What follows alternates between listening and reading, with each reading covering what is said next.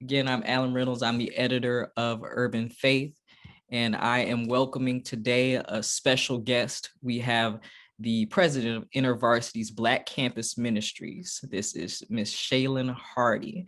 And we have a great conversation we'll be having today about what's been going on with Black Campus Ministries over the course of the last year with the pandemic. How are people functioning and living on college campuses? How is Intervarsity BCM doing ministry in the midst of social unrest, global pandemic, racial injustice? All these things are really have impacted all of us. And so it's great to be able to get Shaylen's insight today.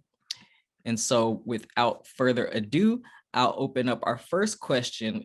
Shaylen, from your perspective, what are some of the challenges that you really have seen Black students in the last year facing as they've been living through this pandemic, also on top of social unrest we've been seeing in the country? Yeah, I mean, I think you named some of the major things that they're facing. I think another thing is with Generation Z, mental health issues. And so we already knew coming into this year or pre-pandemic that Generation Z has significantly higher amounts of mental health issues. And so as you think about it, some of the racial reckoning that we're seeing in the nation, plus the weight of the pandemic, they're actually just compounding some of the mental health issues that those students were already experiencing. So some of the ways in which they may have kind of negotiated or worked through some of their mental health challenges, being with friends, being able to engage in things that are life-giving to them, those things instantly have been taken away. So the challenges of the mental health complications are something that we're seeing coming up as well. And also just the academic course load that they're experiencing. Many of us remember getting up in the morning, going to class, and just the weight of that. But there's a different way of having to be virtual and on Zoom calls all day long and be expected to retain everything that you're hearing without the personal teacher interaction, the personal student interaction, and just the fatigue.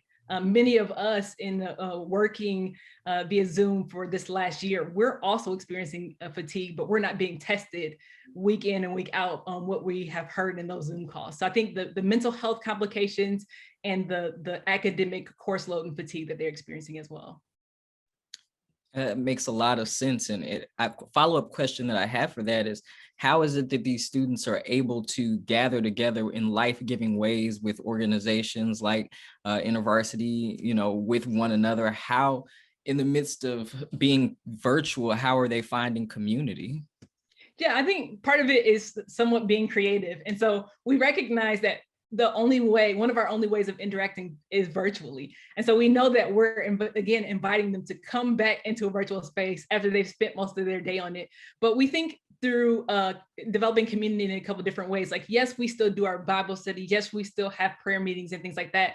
But we host virtual game nights where we invite students to come play spades or students to play Uno. We have virtual movie nights where we have a movie that we play and students can chat about what they're experiencing. So we think that community is still very, very vital to their mental, emotional, spiritual well-being. We just have to be creative of how can we use virtual mechanisms to help build that community so that, it can pick up where they left off in some ways when we are able to go back to the new normal.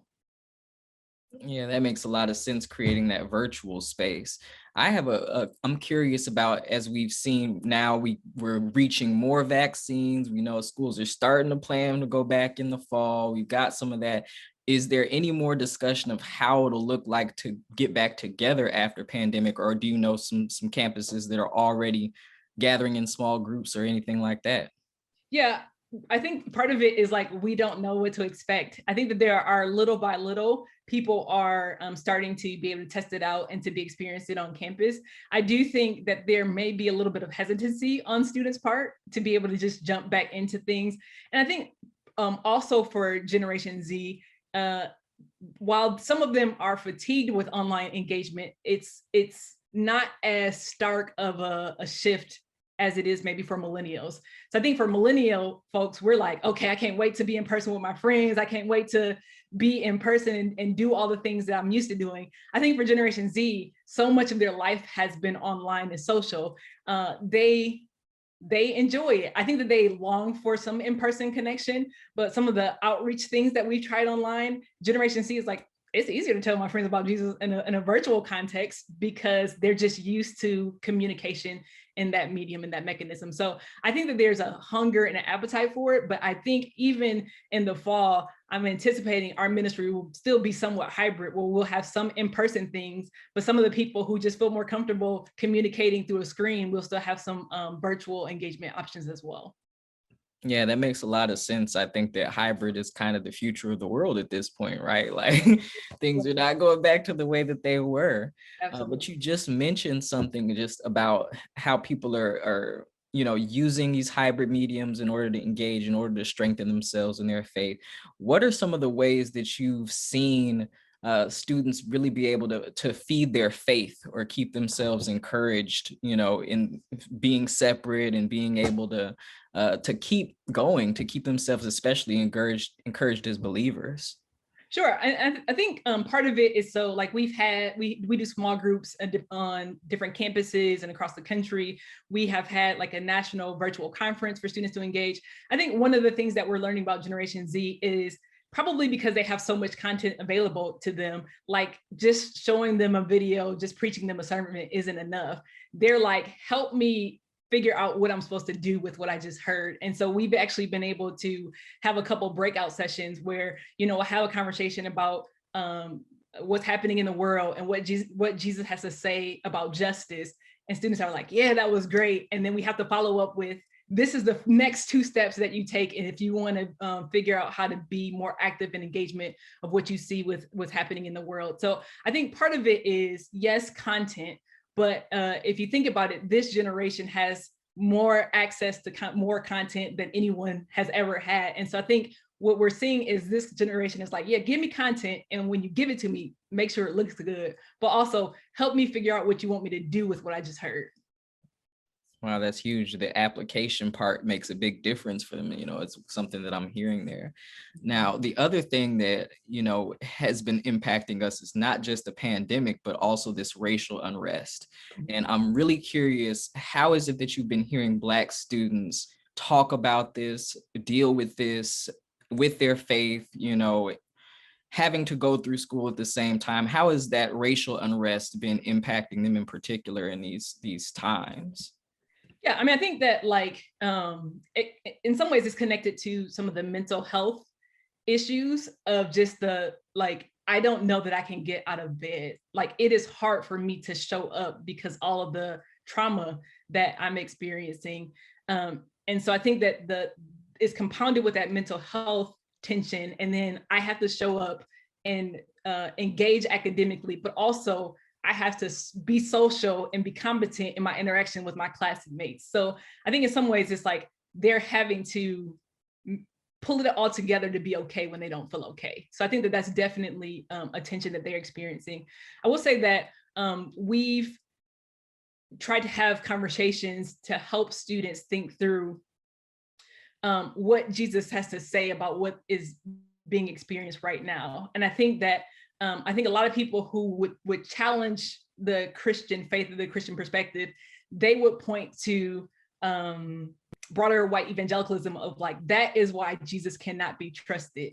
And so I think some of our students start to wrestle with, if this is the fruit, they say they love Jesus and this is the fruit of their love for Jesus, can this be compatible with me following Jesus? And so I think part of what we've had to do is actually expose, like, these are some of the lies of white evangelicalism. And yes, you can fully follow Jesus as a Black person, as an African American, as an African national, like all of those things are compatible with Jesus. But in some ways, I think in order to make that case, we've had to kind of pull back the curtain and saying, like, these are the lies that have been intertwined with American Christianity. And this is why Jesus is trustworthy on the one hand, but also speak to, what does Jesus have to say about the Black experience? Because I think a lot of Black students, and even for me, like, I am a quote unquote professional Christian, like I do Christian work for life. And I think that there have been moments when I see what's happening in the world and I live in a Black experiencing, I'm like, Lord, like, when will you show up, Lord? How long, oh Lord? How long, oh Lord? You heard the cries of our people. And so I am saying, as some of the psalmists, like they're wrestling, but I have trusted in you. Like I can find my way there. I think for a lot of our students, they're not at that point yet. They're at the how long, oh Lord? I don't feel like you're hearing me. And so what we hope to do is try to show them who Jesus is, show them what he has to say about who they are, but also that he's near and that he's present. And also, I think one of the things that we also try to do is point to legacy, like the same God, the same Jesus who were with our ancestors, who were with our people, he is with us. And we are moving forward. We are working towards restoration. We're working towards things being made right. And in the meantime, we are not alone in the journey. And so I think that pointing to the legacy of faith in our community, that has been something that has been important to us. And I think a grounding thing for Generation Z as well. So that's fantastic. And really, that brings the question to me, how is it that as we're wrestling through this moment, and I've heard and talked to so many different people across the country with racial unrest and how that's been so connected to this like white nationalism, we've got white supremacy, this impulse of, for Christians who are Black trying to figure out, okay, so what does this mean for me? And how can we live this in faithful ways? What are some of the questions that you're getting? And I'm curious, what are some of the questions that Black students are asking? And then a second question is, do they feel more isolated? Have you been seeing more students feel antagonized or feel like they're really, separate in this moment because of the racial unrest as Christians? Yeah, I mean, I think some of the questions I kind of named a little bit already. So like the where is God? Like, why hasn't he moved? Has he actually heard the cries of our people? So I think that's one of the things. I think the second piece of it is about the authenticity of the faith. And so it's like, how can faith expression look so vastly different if we're all reading the same book? And if the gospel is true, how can that be the fruit of it? And so maybe none of it is true. And so I think that, like, as we think about deconstruction, a lot of people are like working through and taking off the unhelpful parts of our faith. I think that for a lot of Black students, as they ask those questions, if they don't have anybody kind of walking with them through it, it can be like everything in Christianity is trash because of the problematic pieces from it. So I think in some ways I think the questions are valid. And I think that if we aren't able to walk with students through those questions of our dissonance between how we want the Lord to respond and how he's actually responding in the moment, or our dissonance between what his representatives are doing and what we feel like his representatives are doing, I think we need to allow Generation Z and millennials to ask those questions, but we also need to be present with them in the wrestling. So I think it's helpful for us to ask those questions for ourselves and to address those questions. So I think sometimes, like millennials and older generations, I think sometimes we can fall into the, he's gonna come back and make everything right and wipe away every tear. And Generation Z is like, yeah, but what about right now? And right. So like they're not for the like focus on heaven and eventually things will get better. Sweet by and by, it's not right, good enough. Right. And so I think that like, if that's been our framework for especially like millennials and older, if we are discipling Generation Z, we actually have to start wrestling with some of those questions, because we will need to walk through that process with them as well. As far as like the isolation piece of it, I don't really know. Like, I think studies are showing that there are like Generation Z and even millennials are still, Black millennials and Generation Z, they're still identifying as Christian almost consistently, like there's been a little drop off, but not significant. It's the amount of people who are identifying as like nothing, like non-religious, no affiliation with anything else. So I think that there's still a lot of Black Generation Z and millennials who would identify as Christian.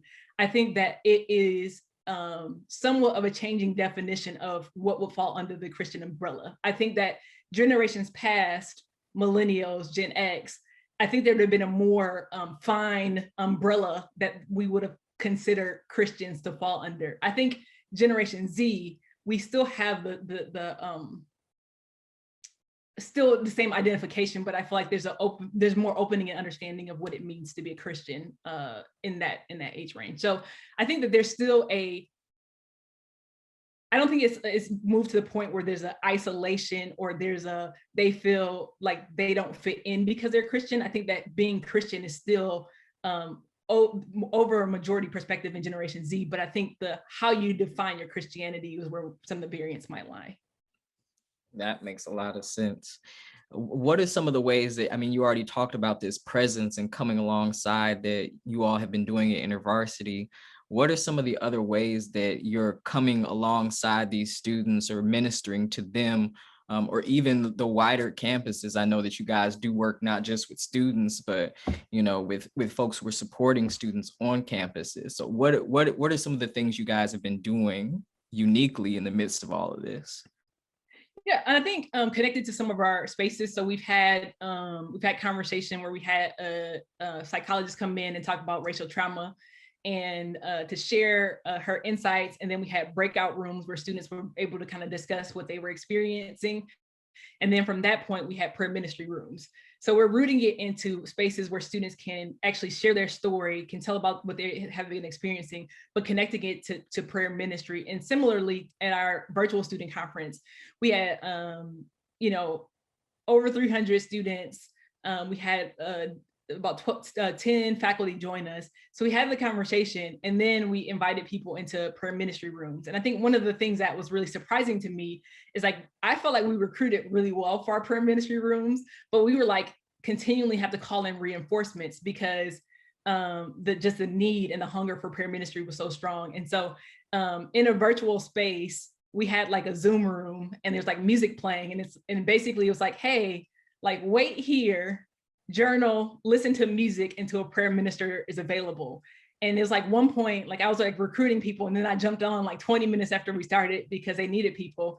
And there's just students who were just waiting quietly in the prayer room until somebody was available. And I was like, I think it's such a stark picture of how like we categorize youth often, like they ain't interested in spiritual things. They don't love Jesus. They aren't hungry for what Jesus wants to give them.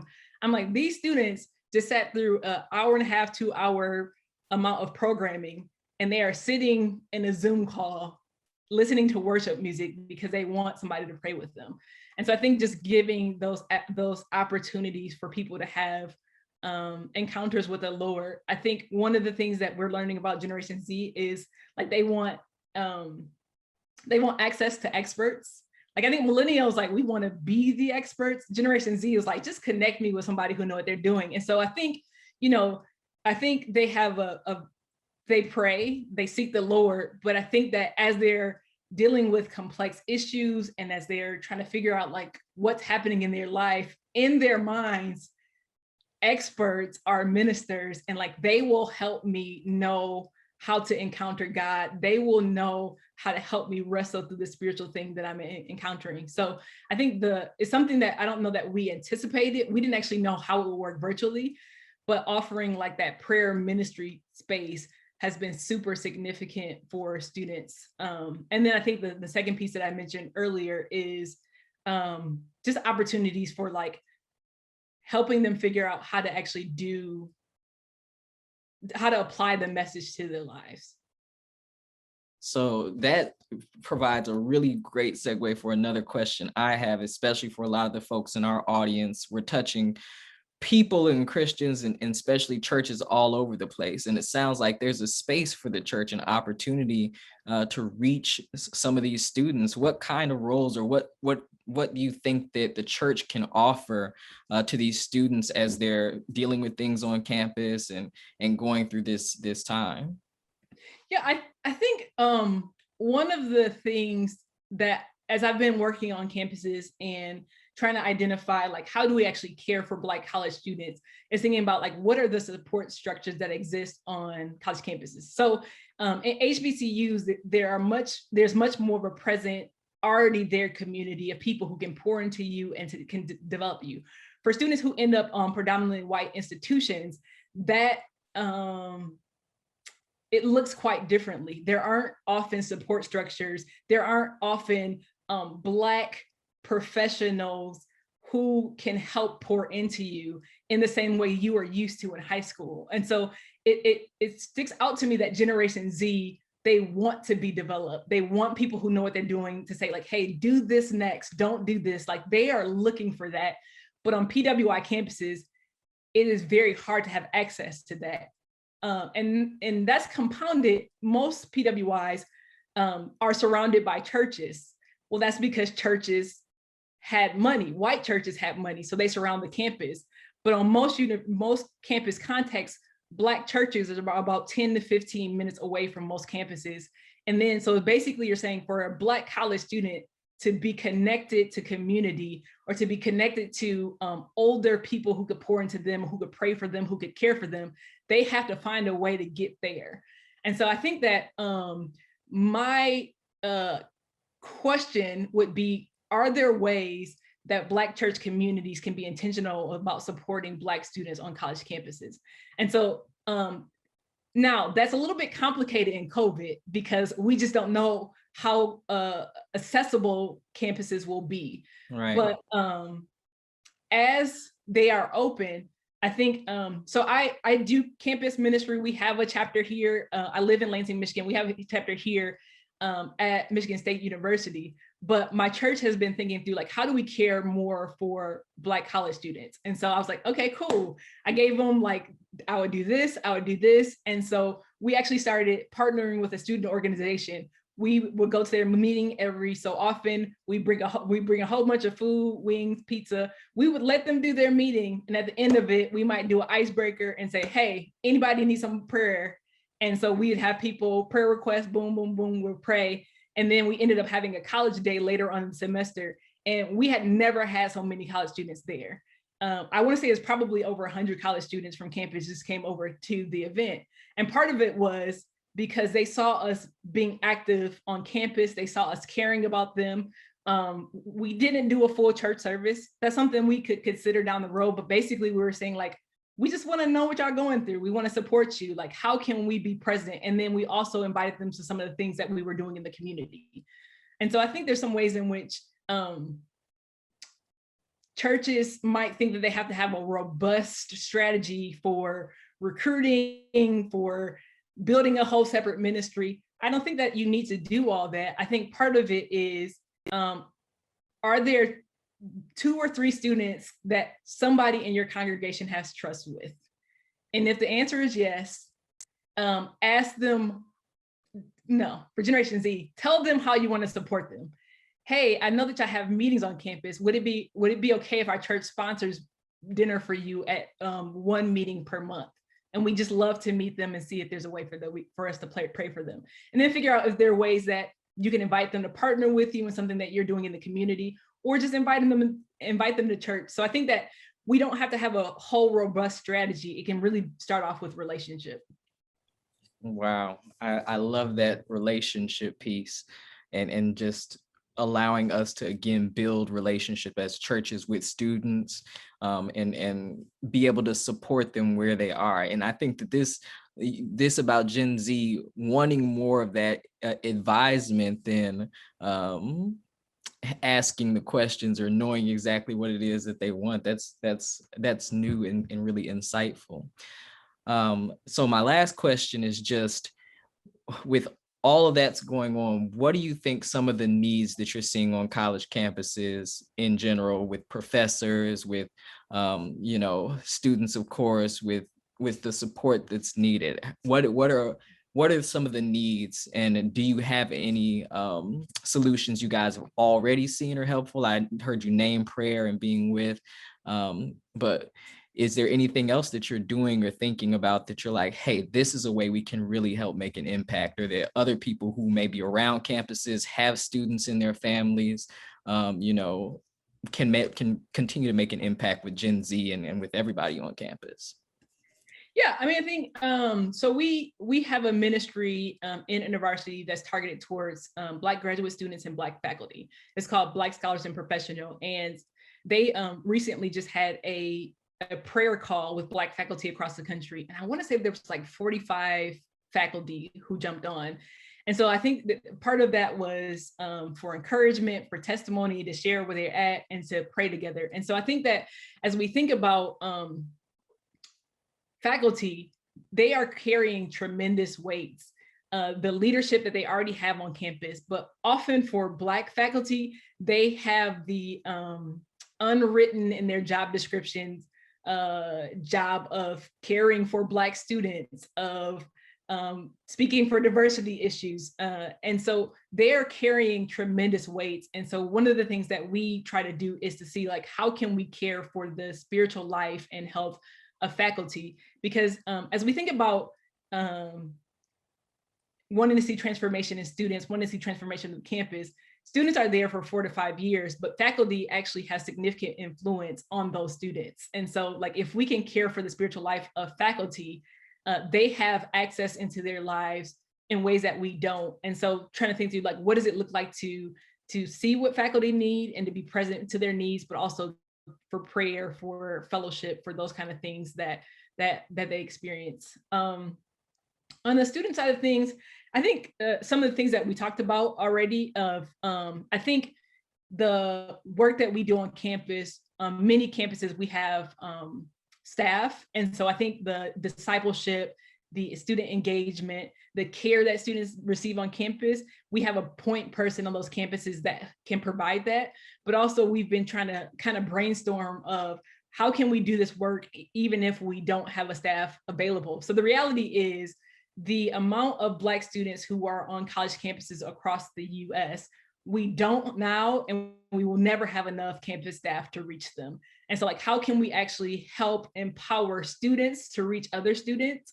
How can we empower volunteers to reach other students? So for example, at Florida A&M, we don't actually have a staff on campus. One of the faculty is overseeing and helping to do the work of a staff worker on campus. And so trying to be creative of how can we actually partner with churches, partner with people in the community, partner with alumni, and partner with students to do the work of reaching other people on campus. Absolutely. I thank you for naming just the needs of the faculty, because they don't get thought about a lot. You know, as people are trying to brainstorm, okay, let me reach the next generation, let me reach a campus, to know that really that one of the keys is to care for the faculty and then to reach out to them in that way.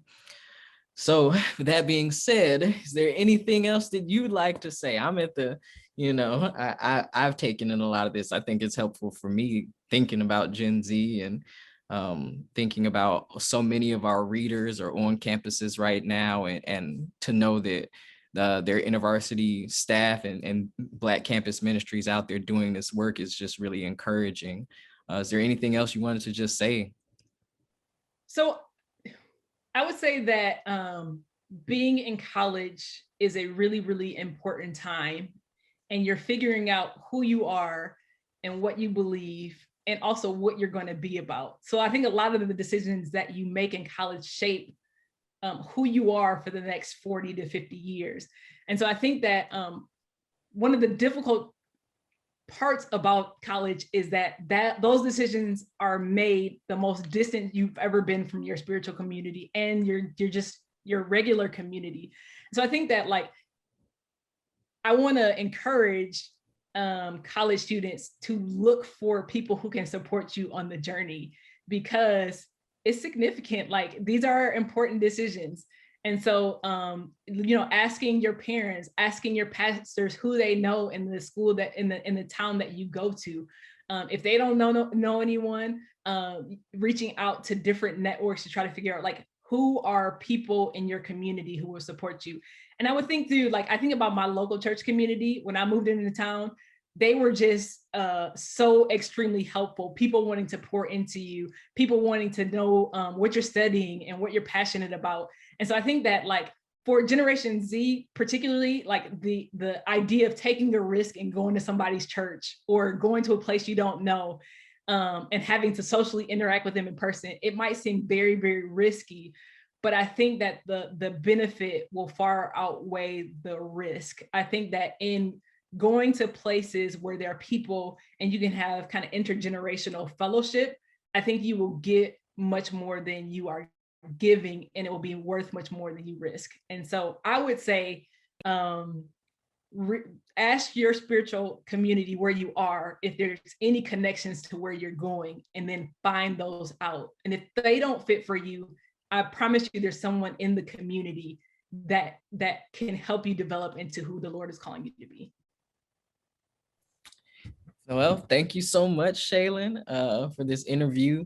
This has been fantastic. It's awesome work that Intervarsity Black Campus Ministries is doing all around the country. So many students, faculty, grad students you guys are impacting. It's wonderful to be with you again. And I hope that people are able to take something from this. I know that I've learned a lot about what's going on campuses, especially in the pandemic with racial unrest. I couldn't imagine. So God bless you in this work. Thank you. And lastly, I'll just say, we are on social media if people kind of want to see some of the things that we're doing. So it's under Black Campus Ministries on Instagram. We're on Facebook. And if you want more information, you can check out our website at bcm.intervarsity.org. Awesome. Thank you so much, Shaylen, and take care.